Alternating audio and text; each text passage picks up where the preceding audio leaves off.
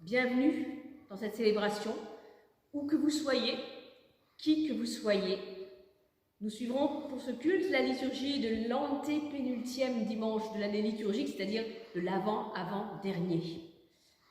En ce temps de pandémie et de confinement, nous voulons nous rappeler ce qu'est la paix de Dieu, ce qu'elle implique de concret et de bienfaisant en nous et pour nous.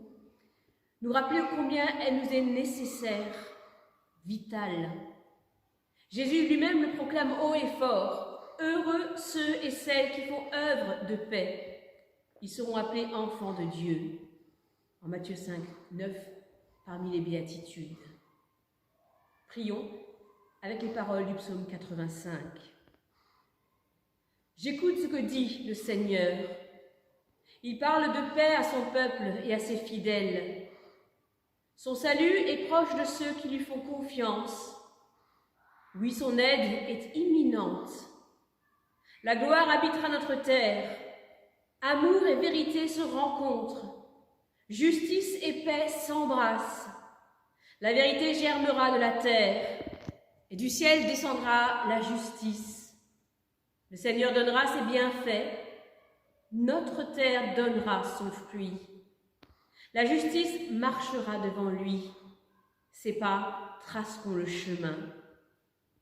Gloire soit au Père, au Fils et au Saint-Esprit. Amen. Prions ensemble. Dieu de vie, tu soutiens l'univers et tu le destines à une création nouvelle. Au cœur même des contradictions de ce monde, aide-nous à garder le regard fixé sur ton royaume et à l'annoncer par des actes de justice et d'amour. Par Jésus-Christ, ton Fils, notre Seigneur, qui vit et qui règne avec toi, Père, et le Saint-Esprit, un seul Dieu, pour les siècles des siècles. Amen.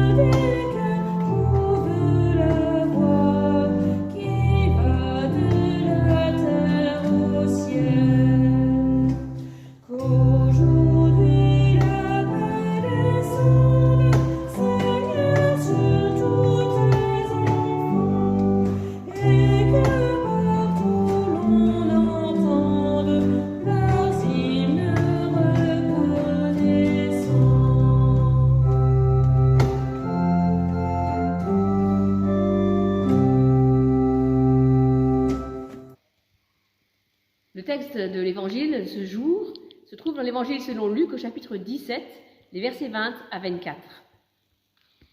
Les pharisiens demandèrent à Jésus quand viendra le royaume de Dieu. Il leur répondit, « Le royaume de Dieu ne vient pas de façon spectaculaire. On ne dira pas, « Voyez, il est ici » ou bien « Il est là », car sachez que le royaume de Dieu est au milieu de vous.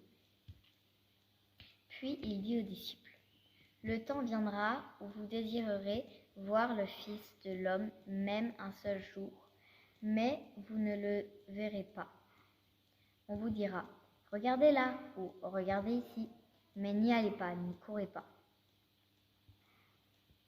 Comme l'éclair brille à travers le ciel et l'illumine d'une extrémité à l'autre, ainsi sera le Fils de l'homme en ce jour. »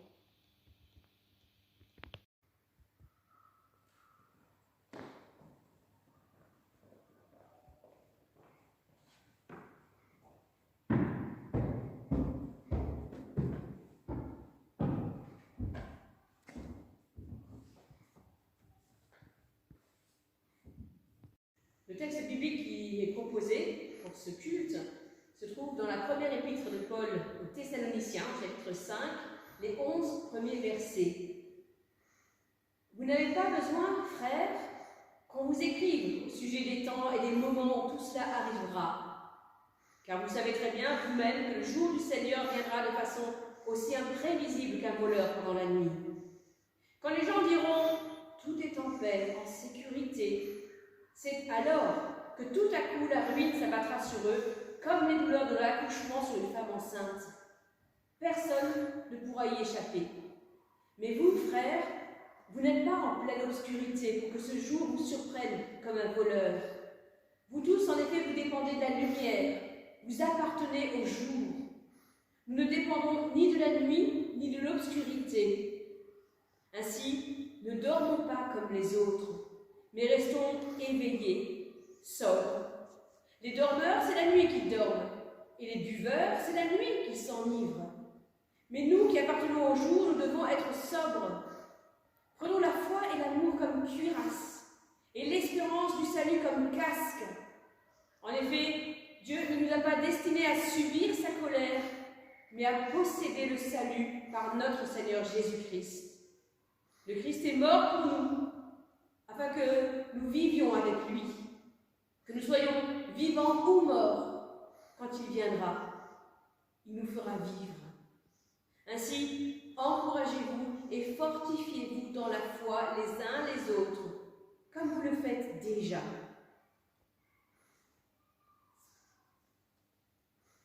Chers frères et sœurs, dans le début de ce chapitre, l'apôtre reprend et poursuit sa réflexion sur la résurrection qui attend tous ceux et celles qui se sont endormis dans la foi. Il faut dire que les premiers chrétiens étaient un peu désabusés. Ils ne comprenaient pas pourquoi le Christ n'était pas venu déjà comme il l'avait promis. Les premiers chrétiens étaient persuadés, et Paul sans doute aussi longtemps, qu'ils ne mourraient pas avant le retour du Christ, avant le jugement dernier qu'il instaurera. Pourtant, les personnes décèdent au fur et à mesure que le temps passe. Alors, que répondre aux chrétiens qui demandent des explications? Paul leur dit, au chapitre 4, « Ceux qui sont morts en croyant au Christ se relèveront les premiers. Ensuite, nous, qui serons encore en vie à ce moment-là, nous serons enlevés avec eux au travers des nuages pour rencontrer le Seigneur dans les airs. » Donc en somme, par le jugement dernier, et grâce au jugement dernier, nous serons tous à nouveau réunis, morts et vivants. Puis voilà que Paul évoque ce qui est au centre de tout son discours, de sa lettre, le jour du Seigneur. Et il montre aux Thessaloniciens quelles conséquences aura cette apparition du Fils de l'homme pour chacun et chacune, pour ceux qui sont dans la lumière, les croyants, et pour ceux qui sont dans les ténèbres, les incrédules. Nous sommes appelés à être des veilleurs, des sentinelles dans la nuit. C'est notre rôle, notre mission de croyants. Ce jour du Seigneur correspond au jour de l'Éternel dans l'Ancien Testament. Visiblement, un jour de gloire pour les uns et un jour de désastre pour les autres, selon qu'on soit dans la lumière ou dans les ténèbres. Vous voyez, il y a comme un contraste très net dans cette lettre de Paul, entre le jour du Seigneur, sujet de terreur pour le monde incrédule, et la venue du Seigneur pour prendre les siens avec lui, sujet d'espérance et de consolation. Paul rappelle aux Thessaloniciens que le jour du Seigneur viendra comme un voleur dans la nuit. Dieu a fixé un jour pour la fin des temps où il jugera le monde, mais ce jour est caché. Alors inutile de spéculer sur une date potentielle comme le font des témoins de Jéhovah ou d'autres sectes millénaristes. Jésus lui-même le rappelle. Même lui ne connaît pas la date de son retour. Il n'y a que le Père éternel qui sache. Personne n'est dans le secret de Dieu pour ce qui est de ce jour. Personne ne peut prétendre avoir ce privilège. Dieu seul sait. Et les croyants sont appelés à fixer leur attention sur le présent. Ils veillent dans la nuit. Bien sûr, c'est une image. Veiller dans la nuit, c'est l'image du temps où le mal agit en cachette. Mais ils veillent pour attendre le Seigneur. Veiller. Veiller, c'est faire confiance à Dieu. Croire qu'il interviendra à son heure. Et c'est aussi persévérer dans la foi. Veiller. Rester éveillé. Alors pensons au récit biblique qui évoque des personnes qui se sont endormies justement au lieu de veiller. Samson, qui est endormi par Dalila. Jonas, à qui Dieu dit debout. Les 10 vierges folles, évidemment, dans la parabole. Les disciples de Jésus à Gethsémani, alors que Jésus leur avait demandé de rester éveillés, de prier avec lui. Vous avez remarqué combien l'apôtre joue très habilement avec les mots. Il les oppose. La lumière s'oppose aux ténèbres, le jour s'oppose à la nuit, dormir à veiller, être sobre s'oppose à s'enivrer, et finalement le salut s'oppose à la perte, à la perdition. C'est subtil, et ça va droit au cœur de ses lecteurs. Les chrétiens ne sont pas dans les ténèbres.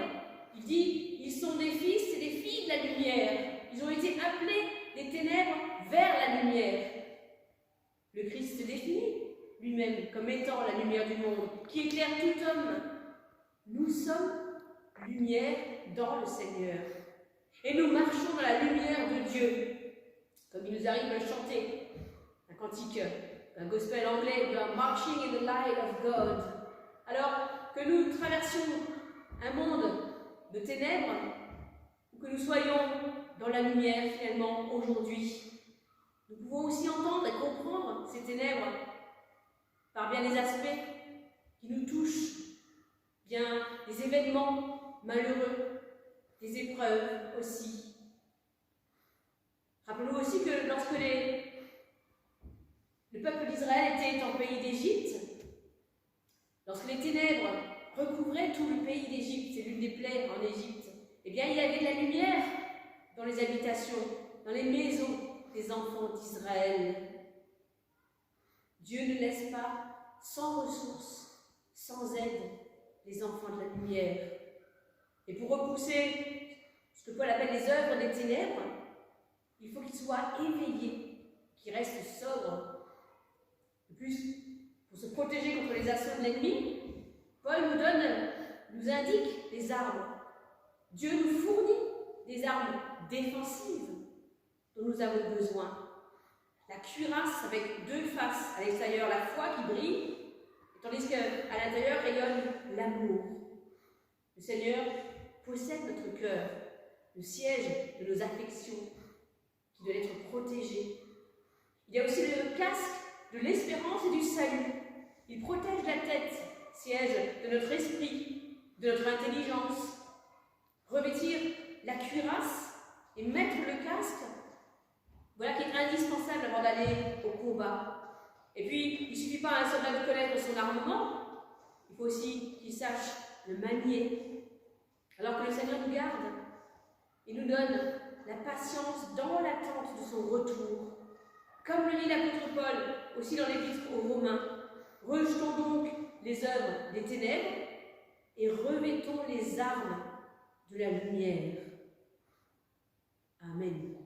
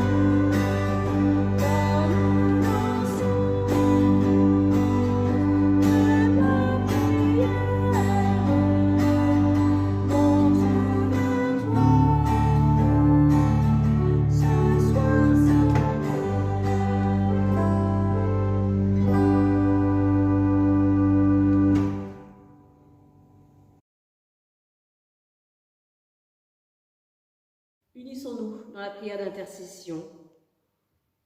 Dieu notre Père, nous te remercions d'avoir envoyé ton Fils comme sauveur sur nos routes humaines, où tant d'hommes, de femmes et d'enfants sont atteints dans leur dignité et dans leur vie. Nous te remercions d'avoir érigé ton Église dans ce monde pour qu'elle soit asile, secours et délivrance. Nous te prions pour les pauvres, les démunis, les laissés pour compte et les marginalisés de nos sociétés. Nous te prions pour les opprimés, les torturés, les victimes de la violence. Nous te prions plus particulièrement pour celles et ceux qui sont persécutés à cause de ton nom. Nous te prions pour ceux et celles qui œuvrent en ce monde pour apporter paix et justice.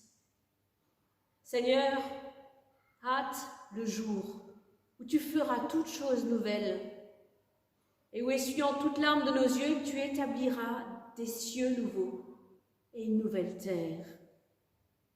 Et ainsi que Jésus lui-même nous l'a enseigné, nous te prions. Notre Père qui es aux cieux, que ton nom soit sanctifié, que ton règne vienne, que ta volonté soit faite sur la terre comme au ciel. Donne-nous aujourd'hui notre pain de ce jour. Pardonne-nous nos offenses, comme nous pardonnons aussi à ceux qui nous ont offensés. Et ne nous laisse pas entrer en tentation, mais délivre-nous du mal. Car c'est à toi qu'appartiennent le règne, la puissance et la gloire pour les siècles des siècles. Amen. Recevez la bénédiction du Seigneur. Que le Dieu de l'espérance vous remplisse de joie et de paix dans la foi, afin que vous débordiez d'espérance par la puissance de l'Esprit Saint. Il vous bénit, celui qui est Père, Fils et Saint-Esprit. Amen.